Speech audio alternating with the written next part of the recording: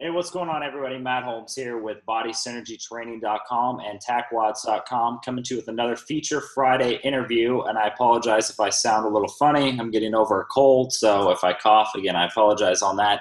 I'm excited for this one. It's been I say this almost every time. It's been a while trying to get everybody on here. Everyone's so busy. So I have Laura Phelps-Sweatt for you guys this week, which is awesome because, again, we're always trying to get more women on here, because as everybody knows, that's a hard thing for girls that aren't within fitness to break a lot of the stereotypes and get them more involved. And I know a lot of women have been getting great feedback from these interviews. So thank you, Laura, for taking the time and spending this Friday, well, almost Friday, Thursday with us.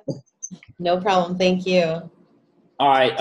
As I was telling you before, I'll kind of let you go into a little bit more of your background, where you're at now, how you got started, the recent world records you've been breaking, along with all the other records you've had, and kind of go from there. Like I said, I think that's usually the best way, kind of where you're at now. And I know a lot of people want to know, I got a couple people asking kind of how you started and got to this point.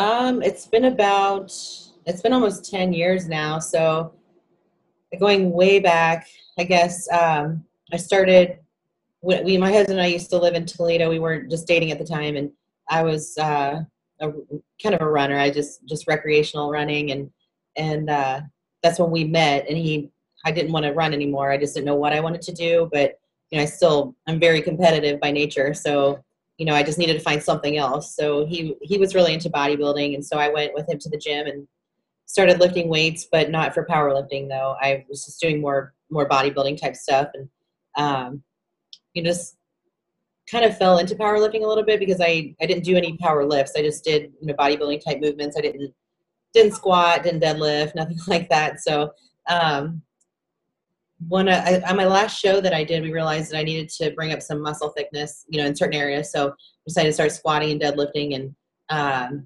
one of the guys at the gym actually talked me into doing a local, just non-sanctioned push-pull meet. And I was really resistant to it for some reason, but he talked me into it, and I did it, and I totally fell in love with it. So, I just was like, this is just more fun. Bodybuilding was fun to me. I liked lifting, but I didn't, I just enjoyed the powerlifting training a lot more. So I thought I would attempt to do my first powerlifting meet, full meet. And I just got I really did get really lucky with my start. A lot of people, I realize how lucky I am when I talk to a lot of people, or I see people at meets and they're, just struggling for knowledge and, atmosphere, equipment, training partners. And I just realized that I literally fell right into a group of guys up in Michigan, up in Detroit, the Detroit area, Southgate, Michigan. I just kind of fell into this group of guys that, were kind of retired from powerlifting, but they were really good in their time. So they literally taught me and Shane everything, technique and the gear and everything. I remember one of the guys I trained with, he just gave me his Leviathan squat suit, and it just fit like a glove. I mean, it was really tight, but it, just everything like that, it was just, I got really, fortunate in that way. So that's kind of how my start was. I mean, I did my first meet in 2005, summer of 2005. And I think my lifts were a 551 squat and a 303 bench and a 470 deadlift, I think. But that 550 squat, even though it was 550, the world record at the time was 611, which, I mean, that's 60 pounds off, but I knew that I could break that record pretty soon. So I remember contacting Kieran Kidder when the WPO was around and begging him to let me lift at the WPO semifinals. And at that time, I mean, it was really tough to get into, and the girls that they did allow lifting in there were pretty established. I mean, they weren't really letting any more female lifters. So Kara Bohegan happened to get hurt, and so Karen got my email and decided to just give me a chance, I guess. I was just nobody who was saying that I would break a world record. So that was in September of that year. So my first meet was in June. I went in September to the WPO semifinals and opened up with the world record. The world opened up with 617, went 661, and finished with 683 at that meet. And then, that was 9.5 years ago. So, it's just been steady progress since then. And ever since then, we've moved down to Cincinnati. I grew up in Cincinnati, and we opened up a gym here about 5.5 years ago called the Sweat Shop. We got married, so our last name is Sweat, so we opened up the Sweat Shop. So we've had that for about 5.5 years, and we do personal training. We also have a growing group of powerlifters. I remember when we first started, it would just be me and my training partner, Tommy. We were the only two powerlifters at our gym.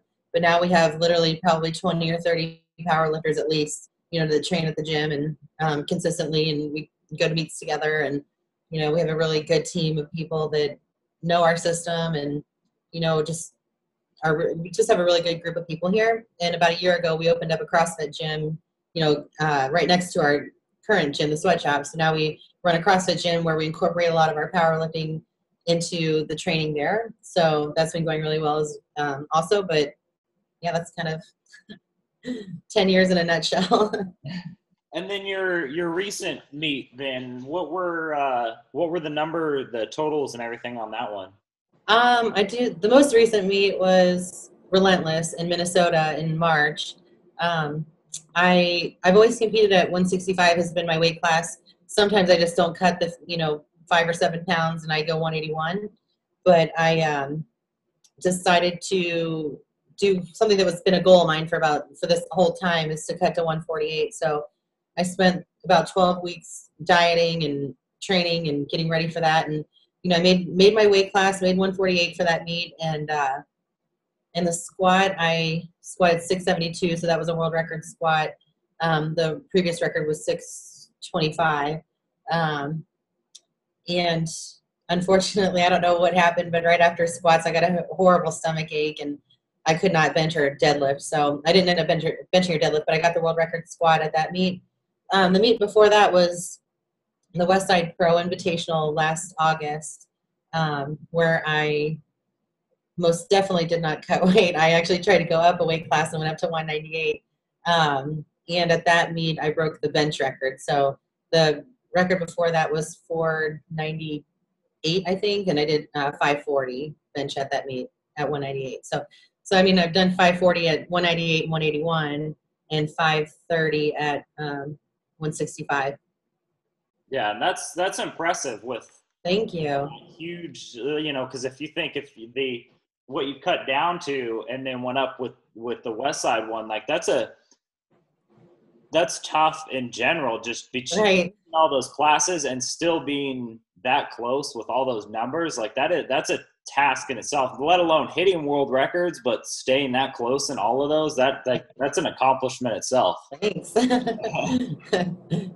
It's funny, you saying all these things. I know a lot of guys will hear it and be like, they're going to not want to listen anymore now because they're going to feel really bad and probably gym right now instead and come back later. Because, it's true. A lot of they're decent numbers that for a guy you don't even see, in the gym. For a girl, like obviously that, the world records. So they're good, amazing numbers, but you still don't even see that in gyms with, guys that look like they would, don't even come close to that.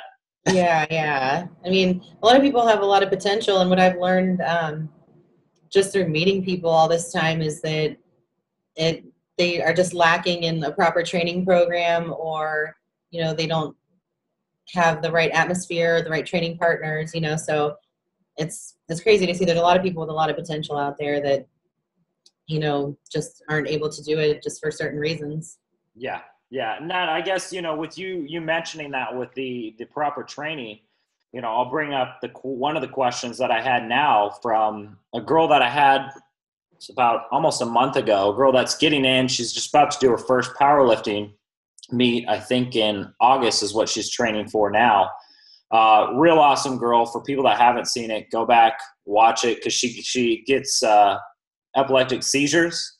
And she still trains. Like she's at the gym and she'll get a seizure and go in and just say, okay, it's done. And then she'll go start benching.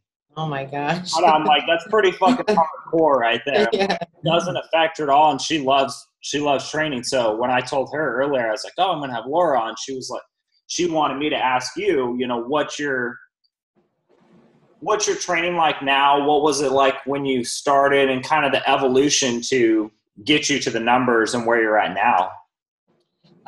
When I first started, I mean, I really just felt it was just such a simple program. I really just was going in and lifting heavy. There was no real method to it. Luckily, we ran into Louis Simmons early on in my career. Like, so within a few months of my starting my training, I started following the West Side system, and I've been doing that for this entire time, for almost 10 years. So, I mean, that's what my husband and I teach now, is the West Side system to people for CrossFit or powerlifting or any sport in general. Because what we've found, and what we've, I'm not just saying it, we practice it every day with our clients and with our CrossFitters and with our athletes. It's been the one system that's kept people, the healthiest. It's adaptable to every skill level. It's based off a lot of percentages, and, a lot of it has more to do with the assistance movements than anything, which is good, especially for beginners, building that base. So, I definitely recommend looking into that. Like, for someone, adapting that to, it's very adaptable to any skill level, whether it be beginners, world record holders. There's a lot of people using it, and a lot of people making really great progress. And, there's like a growing community for it. A lot of people were doing it, but not, they weren't really talking about it necessarily. So social media is so big now, so now there's a lot of resources for it. A lot of groups on Facebook or whatever talking about it for, people that need help, and, video critiques and stuff like that. So that's what I've been doing the whole time, and just adapting it to wherever I'm at in my training. And what's nice is that there's no pressure to, there's no laid out program for 10 weeks where I have all this pressure to, like, hit these numbers for this many reps or whatever. I have a plan, but I still play it by ear, based on how I feel and what's going on. I can pick certain movements, certain variations of movements, and make sure that, whatever's weakest, or if I'm finding something that's kind of lagging behind because I'm focusing too much on hamstrings or something, I can easily adapt that to on the fly.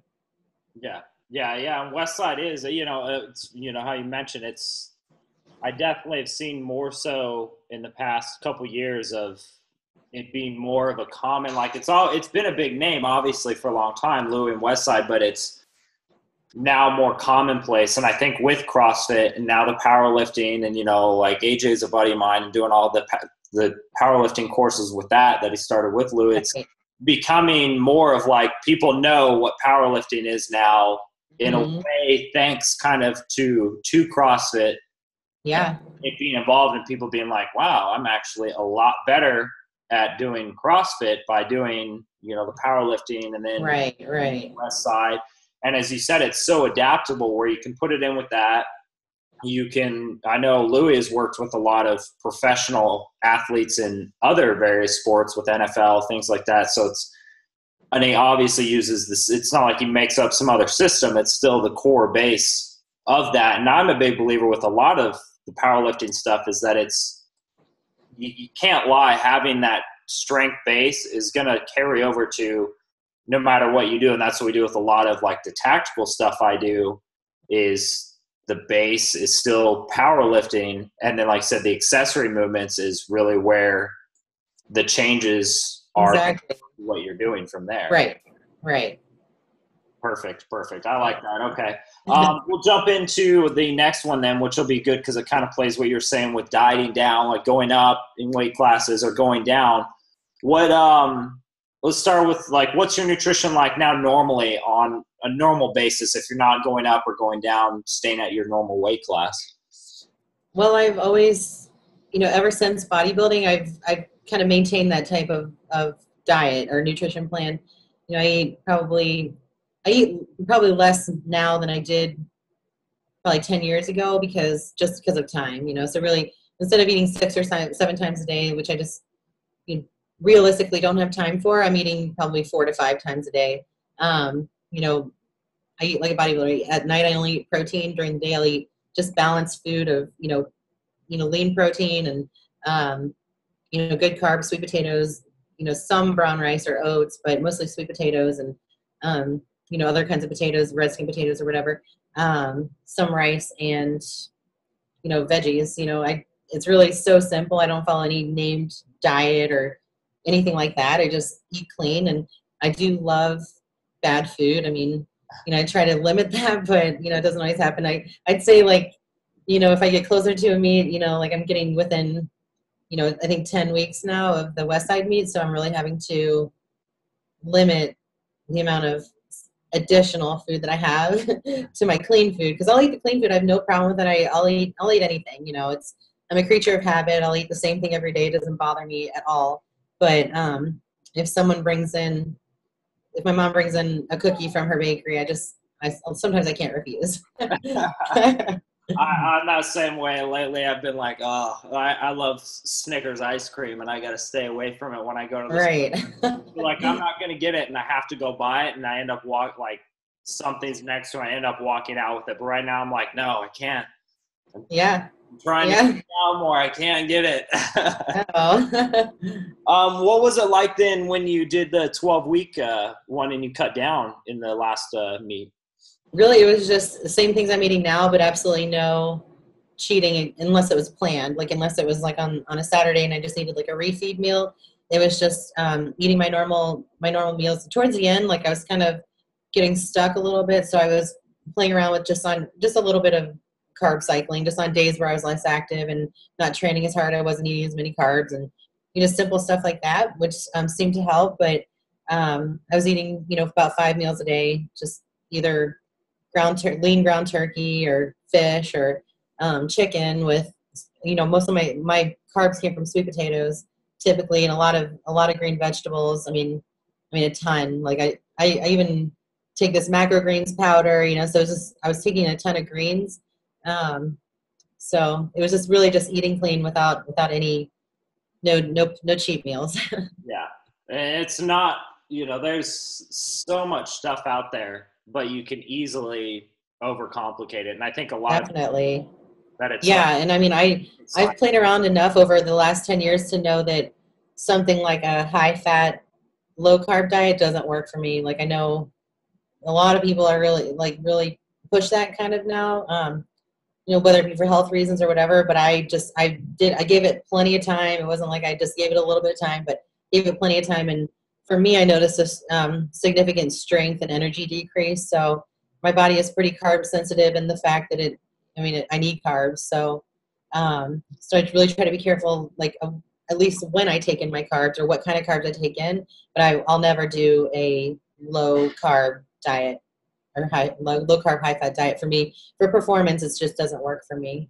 Yeah. And I think, that's why I try and tell them, like, there's a way you can do it where you can cut down really fast and easy, but typically those cut on performance wise, Yeah, exactly. It depends on what your goal is. If it's looks, then yeah, but if you still need to perform, it just probably might not be the best way to go. Yeah, you're definitely going to cut down and lose a lot of that performance, like you were saying. Yeah.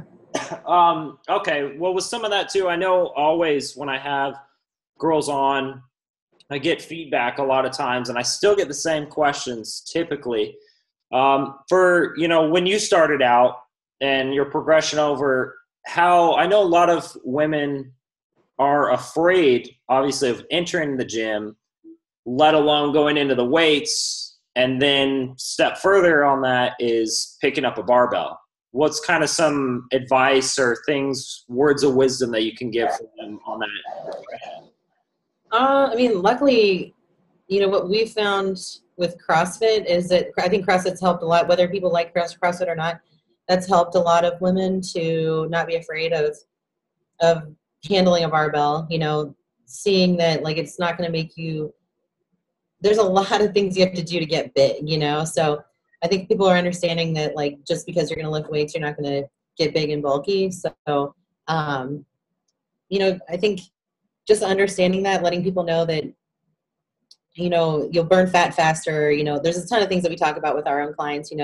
Muscle burns fat. So, the more lean muscle you have, the more fat you're going to burn. And, it also, you have to have a clean diet. If you build muscle under fat, and, that's when I think people think they look bulky, is when they're lifting and they're eating crappy. You know, you can't do that. So, but yeah, what we found is that, you know, CrossFit's helped that a lot. You know, see these fit girls running around, you know, at least the girls in our gym that like have been doing CrossFit for a long time, if we've got new women that come in and they see that, I don't know a single one of them that says, I don't want to look like that. You know, they're all like, I want to look like that.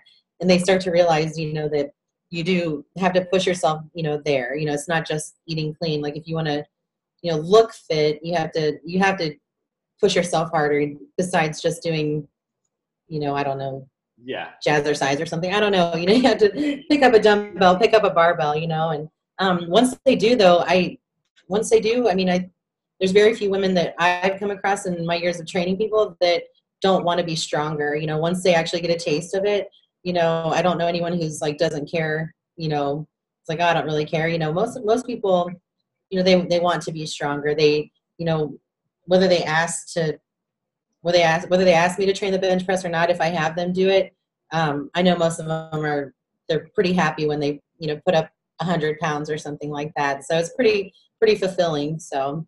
Yeah. Yeah. And that's one thing. It's funny. Like people always ask me, cause I've never been a big CrossFit person, but I was telling them like, I have the biggest love-hate for CrossFit in a way. Mm-hmm. And cause they're so like, it's my training style, the things that I've like grown up with my philosophy are, there's a lot of similarities, but there's a lot of differences. And I tell people, I'm like, well, I might not be a CrossFitter per se, but there's a lot that I like with it. And that's one of the biggest things is, for one, just how it's blown up fitness in just general population. People that never went to the gym or never would have gone to the gym, guys and girls, are totally loving to go work out. You know, they want to do all these Olympic lifts or do all this crazy stuff. And then it's great, like you mentioned with the girls, where a lot of people think, oh, you know, I'm going to look bulky or this or that, or I'm going to look like these dudes at Mr. Olympia all of a sudden. CrossFit girls, which, you know, everyone's going to admit pretty much all the hottest girls are CrossFit. Yeah.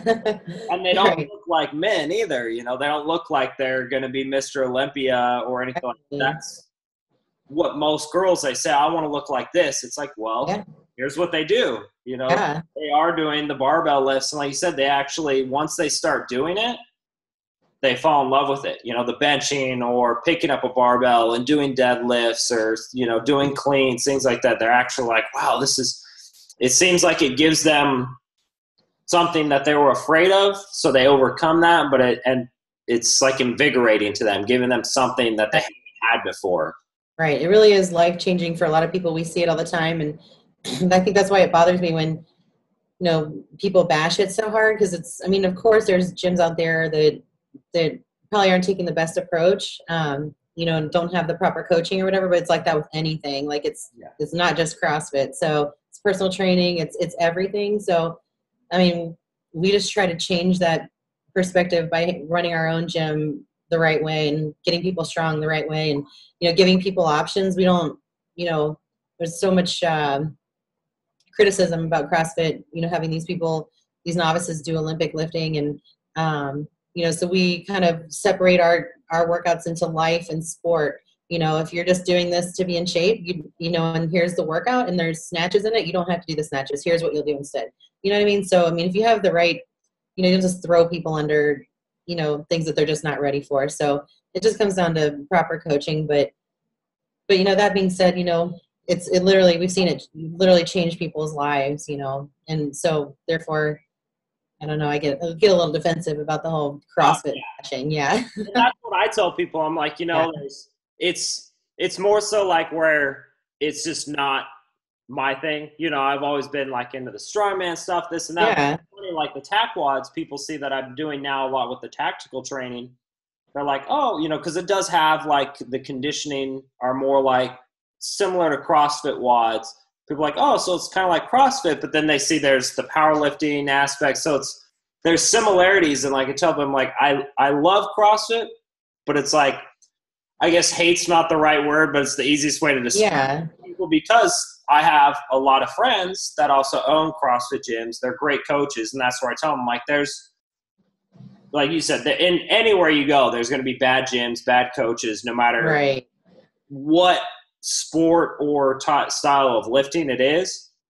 Just CrossFit is, at the top of everything. Yeah, so they get the most Pick on criticism. it a little bit more. But like you said, there's, what you guys do is great because you guys know what you're doing. You know how to teach people. You have it broken down to where it's not having someone that's doing a bunch of really shitty cleans and snatches. Right. Like, yeah, Right. good job. Now, and then you're trying to throw in where you see all these compilations, them throwing in strongman stuff when they don't even know what the hell they're doing and they're making Right. people do it, So it gives it a bad name, but that's why I always tell people, because I've had some friends like, what? They get all crazy and like, why don't you like CrossFit? I'm like, I have friends that have amazing CrossFit gyms. They train great people. They have people that are going towards the games, but they have the different approach. It's not just here, let's do a WOD and let's just do whatever. They actually are a good coach and are teaching people the proper gym. And like I said, that's what I like about it is it's brought so many people into fitness, and I don't care. Like if they don't want to train with me or they want to do CrossFit, I'd rather have a bunch of people in doing what they enjoy, and that's fine with me. There was a girl that I was giving some advice to, things like this and that, and trying to get her into training, and then she got into CrossFit because her parents bought her a certificate, and she loves it. Like you're saying, girls go, they try it, and they just fall. She's addicted to it. Yeah. Yeah. I know. So it's better than, she might not have done anything before. So She didn't. She was not active, not doing so. And that's one thing that I love about it, whether people want to do CrossFit or they want to, go into bodybuilding, they just want to go in. Yeah. If they're going to go do, you can't argue if they want to just go do a bunch of Zumba and step aerobics. Yeah, it's better than nothing. And you and I know, like, there's a lot better stuff, especially if they want to look like these girls. But again, if they like it, they enjoy it, they're going in and they're happy with it, it's better than sitting on the couch. Exactly. What's I was going to ask you too, how, for people out there, because I know there's still people that don't know about incorporating a lot of the powerlifting or the West Side and stuff like that within their CrossFit. How do you guys incorporate that in there? Or kind of what's some advice you can give to those that are getting into CrossFit or looking into, I want to do the powerlifting, but as we've seen with other gyms, they pick it up, but same to the strongman, but they don't quite know what the hell they're doing or how to do it. Right. So what could you say on that? Well, the way we do it at our CrossFit gym is with our regular classes, all of our members they go through an on-ramp program so they know how to properly box squat and proper bench press technique and stuff like that before they're in the classes. But once they're in the classes, we do the West Side stuff on Monday, Wednesday, Friday. I know the West Side program is a 4-day-a-week system, 2 dynamic effort days and 2 max effort days. But, with needing to work on Olympic lifting and gymnastics work and all the other stuff you got to do for CrossFit, we don't have time to do it 4 days a week. So we do it 3. We do it Monday, Wednesday, Friday, Monday, and then it would start over Wednesday, Friday. It was just spread out a little bit longer, like over 8 days instead of 7. So we just spread it out a little bit longer, and we still get people that, it's unreal. Every time we, because there's so many variations in the conjugate system, so sometimes our people don't understand, like, they're not just, a lot of CrossFit gyms, you go and hit a deadlift max or a squat max all the time, where we are doing like deadlift against chains or bands or deficit deadlift or block pulls or, reverse band bench or something like that. So they're always doing something like that. So they really don't know what they're doing. All they know is that when we do program in like a 1-rep max bench or deadlift or squat or whatever, it is just PRs all the way down the board, and they love that. So, and they feel good. They're not, their knees don't hurt, and from doing tons and tons of Olympic squats, so that's what it's all about. We don't want them to do things that, are going to beat them up and whatnot. They're trying to live life and not be competitive in CrossFit. So, so we incorporate it that way. We do whatever it is, whether it be dynamic effort lower, if we do box squats and then speed pulls, and then we do one accessory movement like glute ham raises or something like that to focus on the posterior chain. Or if we do max effort bench press, we'll do one tricep exercise afterwards. Then, because we don't have time to do like 3 or 4 accessory exercises, you have 1 hour with these people. So you got to, I mean, your coaches have to be trained properly so that they can get the classes through. You know, 8 to 10 sets of box squats for 2. They have to get them through quickly, get them moved on to their speed pulls, get them moved on quickly to like an accessory movement like glute ham raises or stiff-legged deadlifts or something like that, and then right into the WOD. Whatever day that is, we program our WOD to be almost like extra accessory work. Since we don't have time to do 3 to 4 accessory movements, we kind of gear that WOD towards whatever that day is. So if it's max effort upper, then our WOD will have, maybe handstand push-ups in it and, things like that kind of complement what we did that day. So it's just thinking, it's kind of fun for us. It's just, how can we tie this in together and just be creative? And what we found, because we also teach the CrossFit powerlifting trainer course. We travel a lot to teach those. I mean, we've been doing it for years, and what we found is that people want to be told exactly what to do. Like we try to tell them to be creative, but they want to know what to do. That's why we started posting our programming on wadfollow.com, because, just telling people, like giving them like an idea and then telling them to be creative.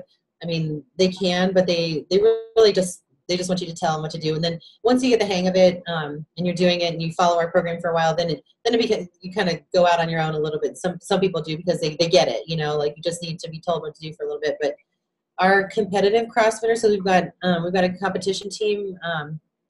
Our conjugate black team won regionals this year and is going to the games. They're seeded 4th going into the games, and so that kind of helped bring some attention to the conjugate system, because our team was very strong. Like they stood out, when it came to strength.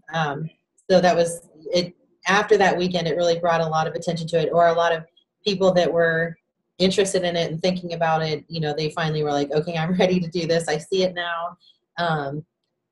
So with our competitive CrossFitters, what they do is they do the full West Side system. They do 4 days a week. They do, everything, including the accessory movements. We follow Sean Lynn's gymnastics programming. So he's on WOD Follow as well. So we follow his programming. So all of our really competitive CrossFitters, they have the capability of doing the West Side stuff. And they move quickly. CrossFitters move super fast. Like, so, a powerlifting workout might take a little bit longer, but those CrossFitters get through it pretty quick. So they have time to stop and rest and do their gymnastics work, and then into their WOD. So it's pretty intensive. And some people, have the capability of spreading it out, doing their strength in the morning and then doing their gymnastics a little bit later, and then doing the WOD later on, or sometimes 2 WODs a day. But it just depends on what your goal is. So if you're a competitive CrossFitter, doing the full West Side system, training multiple times a day is ideal. Sam Briggs, she comes out to our gym, several times a year. And when she's here, she does our strength work now. But when you watch her train, she does her strength work. She does the West Side stuff. She takes a break. She does gymnastics work. She takes a break. She does 1 WOD. She might be doing 2 WODs a day. Her whole day is revolved around training, and she's very smart about it. She goes to bed at the right time. She eats the right foods. I mean, she takes the right supplements. She does everything right, so it just kind of depends if you're doing this for fun, if you're doing this to be, you want to make it to regionals, you want to make it to the games, it depends on how much work you're going to need to put in. If you want to make it to the high level, you're going to have to put in a lot more work than just an hour class. So, so that's kind of how we split it up. If you, we've got the hour class where we adapt our 1 hour, our WOD and everything to that West Side stuff. And then we've got, the competitors who do the full thing. They pretty much live it. With our classes, even though we're doing Monday, Wednesday, Friday, on Tuesdays, we don't do West Side stuff. We focus on gymnastics and skill work. On Thursdays, we focus on Olympic lifting. And on Saturdays, we do, fun partner WOD. So, that's kind of how we do it. And we've done it. It's been about 1.5 years now. And we've had really, really great success, a lot of great results, and people have fun with it. That's the most important thing. They they love it. They love being strong. So it worked out well for us. Yeah. No, I don't know anybody that doesn't want to be strong. Right. Someone told me like I would have the most confused look. Yeah. I'm sure I'm gonna get it sometime when people are like, I don't want to be strong. I'm just gonna stare. Yeah. I wouldn't know what to say to that. And even if they say that, that's what they think. But you kind of put them in those situations, and you watch. That's what's funny about CrossFit is that you have people that say like, I'm not competitive at all, no whatever. But as soon as you say 3, 2, 1, go, all of a sudden they're trying to beat the guy next to him. So it kind of brings out that competitiveness in people. It's cool. Yeah, and they hit those PRs, and they're like, "Oh, Yeah, I want to make another PR," and then all of a I sudden, know. they're wrong, and they do like it after that. Right. I know. Yeah, I remember seeing stuff on Facebook with your guys' team. I know Grace was posting about it and things like that, and it's definitely excuse me, it's definitely awesome to see that up there. As you said, you guys were standing out, and now it's bringing more of the powerlifting and the conjugate system out there in this realm more. So I think that it's a great thing. Yeah, and I mean, even if you only had to be so strong for CrossFit, some people would say like, strength doesn't really matter. Everybody's strong in CrossFit now. It still does matter, because I think that with the Westside system, the conjugate system, it just makes you a better athlete. So even though you are getting like super strong, you're just becoming more athletic, so you can adapt to the weird movements that CrossFit's going to throw at you. So, I mean, while not necessarily we're trying to say that, oh, you need to like get your back squat to 600 pounds or your deadlift to 800 pounds. That's not what we're trying to accomplish necessarily. We are trying to push up those numbers, but the system all in all makes you a better athlete. For example, I never box jumped before, like never, like I just never considered myself good at jumping. And we tried to see what I could box jump. It's probably been about 3.5 years ago. So I'd been training the Westside system for, about 6 years. And, my first time trying to jump, I jumped 42 inches, which at 5'2" is, that's a big jump. So it just felt natural to me. Like, I mean, I don't know. I felt like the training, that's where I saw where the training paid off. I never practiced jumping, nothing like that. I think that this system makes you very, very athletic. Yeah. Like say it's as we were saying earlier, the whole powerlifting and stuff, that solid strength and gives you that power and that whole base that is going to complement everything else. And then the accessory work and stuff, like you're saying, is going to, it's not like it's not going to help the gymnastic movements or doing WOD. Yeah. It makes sense of why would it not help? You're stronger. You're making all of these smaller, with all the accessory groups, making all these other smaller muscles or your weak points better. It's going to have a carryover on everything you do. And that's why the system, as you're saying, Louis used it for everything from NFL athletes to MMA fighters, all these professional people. It's hard to argue. People say it doesn't work. It's like, well, why has it worked with pretty much everybody that any sport? It's so it's good that more people are seeing it, more people are starting to use it, because, like I said, it's just going to help more. And as you said, the strength with your athletes really stood out compared to everybody else. Yeah. So, what's I always like to ask everybody if there's anything else you'd like to share with anybody else watching this, whether they're in CrossFit or they're wanting to get into more of the competitive powerlifting side or just weight training. What's kind of some advice you give guys, girls, anybody? What I always try to tell people is to seek knowledge. Be a student of your sport is what we always tell people. Read books, talk to people.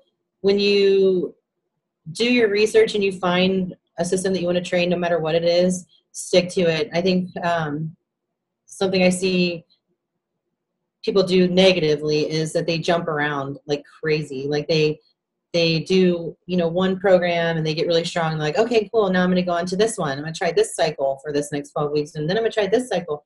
and what I always see when people do that is they end up getting hurt, they're hurt all the time or whatever.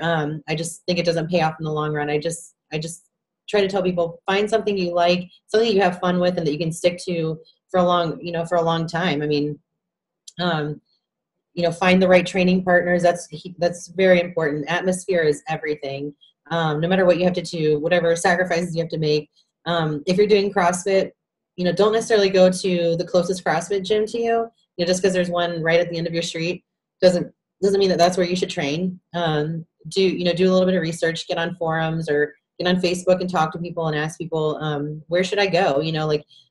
It always, I think it still amazes me, social media, where I can ask a question and get unbelievable answers so quickly. You couldn't do that before. So just ask around, make sure you're going to the right place to train. You're surrounded by the right people, because I've seen that push up people's numbers quicker than anything is atmosphere. It happens here at our gym. We've got a great atmosphere, a great group of people that push each other. It's just so happens to be that we have a pretty good system in place as well. So that helps too. But, the training partners and the atmosphere is everything. So that's the biggest thing I tell people when I meet people is, and they say, what should I do? Do your research, read books, find the system you want to train, and find the right people to surround yourself with to help you get to your goals. Yeah.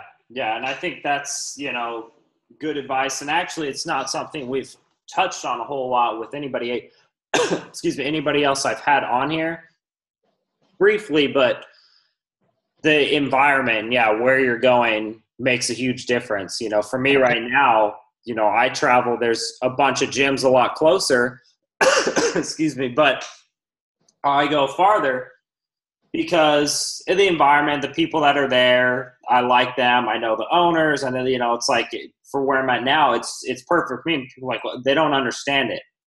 Yeah. I'm doing better there than if I just went to whatever public gym, big fancy to other people. Yeah. But to me, it's not fancy because I'm like, well, what is all this machine and stuff? It might be a little sacrifice. You might have to drive an additional 30 minutes a day or something like that. But it pays off. It really, really pays off. And, when I first started, that group of guys that I trained with, I used to have to drive 50 minutes to train with them, there and back. But it was worth, I wouldn't trade it for the world. We could have trained some, in our own town in Toledo. But the knowledge would not have been there. Those guys, they were established. They had been around. They knew, they knew a lot, so it's just, I'm really happy that I happened to find that, but we did do our research. I asked around and that was important to me. We understood the value of that. So, I just recommend to people, just do what it takes. Yeah. And, it's funny. I had a friend of mine asking me the other day, that I used to work with when I was contracting out in Kuwait. And he wants to get into training. And he's asking me, and, I'm like, well, there's this route, there's these normal certifications, and then there's all these courses that you can take. And he's saying, he's like, well, do you know any I forget the area he asked me. And I was like, there might be some that go through there, but not regularly. And he's like, yeah, I was like, but if you want to learn, you're going to have to travel, Yeah, that's going to be the best thing for you. Not everything's going to be at your front doorstep. Yeah. You look at these people, I'll bring up AJ again, when he made the decision to go to West Side because your whole life to go there. Yeah. Yeah. And it paid off. Yeah. Yeah. We have in our CrossFit seminars, we'll have people, that will travel. They'll fly in from, I had a guy from Korea, a couple weeks ago, they're coming from all over the place, flying in, the course itself is very expensive, plus all their travel arrangements to get there. But that's one thing that I've noticed with CrossFit is that these people are totally thirsty for knowledge and they're willing to do whatever it takes to get that knowledge. And it's very cool. They want to learn and they're willing to pay the price and do what it takes to get that knowledge to make sure, because they they want to get better and they want that edge. And, so, I do have to give props to CrossFit for that, for seeking out the best in every industry to give that knowledge to the people that they have following CrossFit, to be able to do that. Yeah, because they're on such a giant level, Oh, yeah. You have access to pretty much anything, and it's good that Right. they use it in the right way. Mm-hmm. So I think that's great, for a lot of people. That's a perfect point, and a good way for us to kind of wrap some of this up is no matter what you want to do, if it's being competitive within CrossFit or powerlifting, or you just want to do it because you want to be a normal person, for lack of a better term, I guess, Yeah. not a competitive, a competitive athlete, finding the right place, the right people and environment, it's hard to judge because it's going to make such a big difference. Yeah, definitely. Excuse me. Hang on, let me get some water real quick. Okay. Okay.